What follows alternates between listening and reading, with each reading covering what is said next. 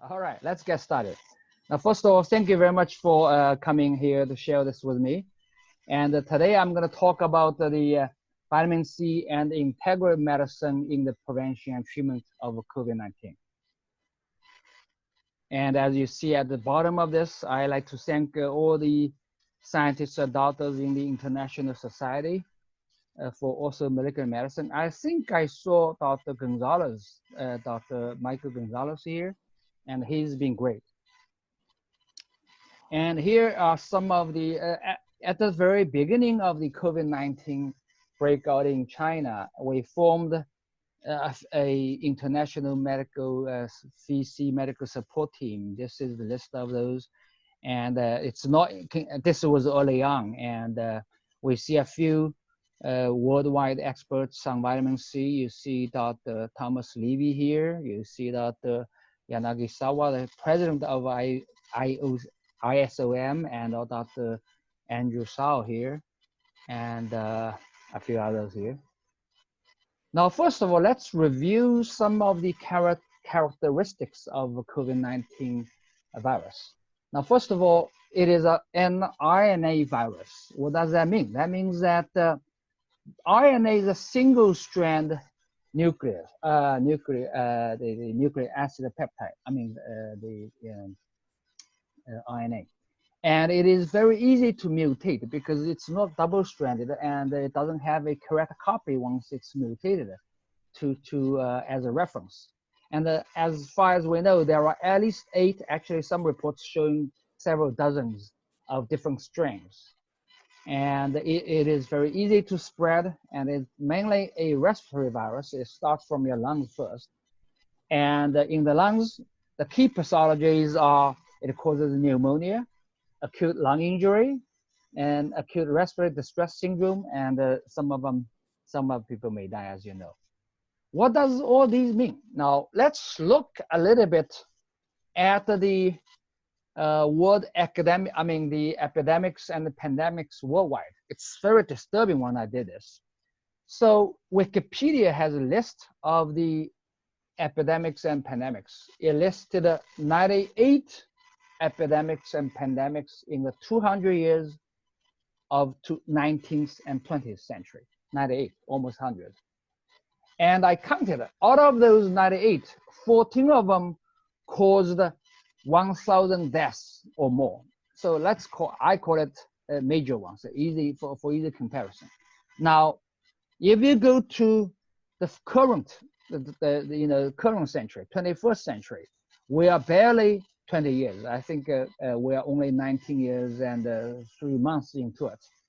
There are already 63 epidemics and pandemics, which is roughly about 65% of the 200 years in the past.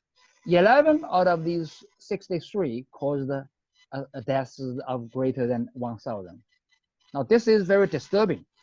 From this data, it appears that there's an increasing trend of epidemics and pandemics worldwide.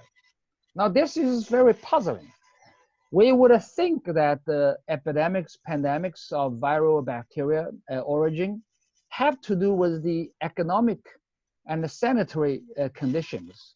We have to also admit that the worldwide economy and the sanitary conditions today are much better than 200 years ago, 100 years ago, right?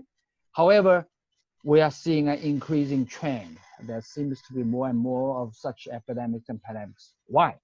Now that's a question, and I don't know the answer. I may have my suggestion, but now, okay, next.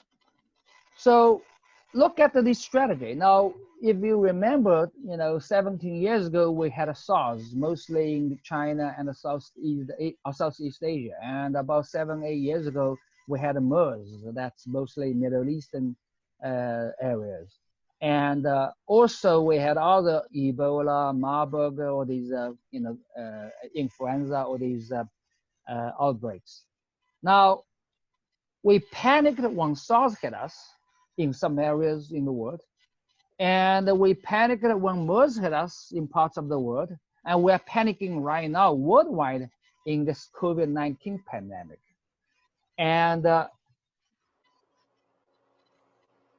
so all I hear is the world's leaders in politics, in worldwide organizations, science, medicine, and science, medicine, and the industry. All we're talking about, all I hear is vaccine. Now let's look at a vaccine. We all know vaccine research and development takes a long time to reach the clinic. And for example, this time COVID-19. Early on, we didn't pay attention, or some people didn't pay serious attention to it. And by the time it got very serious, which is in short couple of weeks only, and it widely spread many parts of the world. And so vaccine is always reactive to an event like this. And people started studying COVID-19 virus back probably in January, which is only a couple of months ago. And we know studying these viral outbreaks, isolated the virus, and develop a vaccine, and then you have to run through a clinical trial, making sure it's safe and it works, and then you manufacture the vaccines for everybody to use. It takes a long time. And a conservative estimate, it probably is about 2-3 years.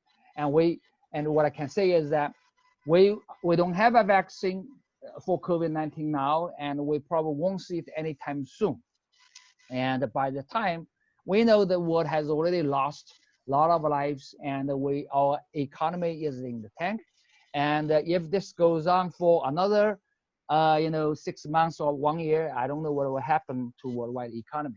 So the vaccine strategy appears to be a problem.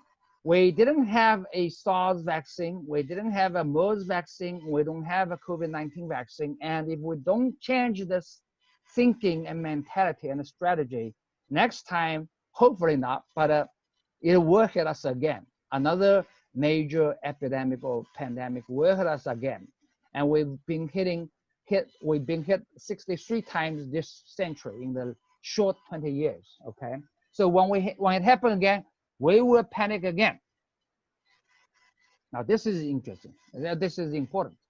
So what I'm saying is that we need a new thinking, we need a new strategy for the prevention and control of worldwide epidemics and pandemics.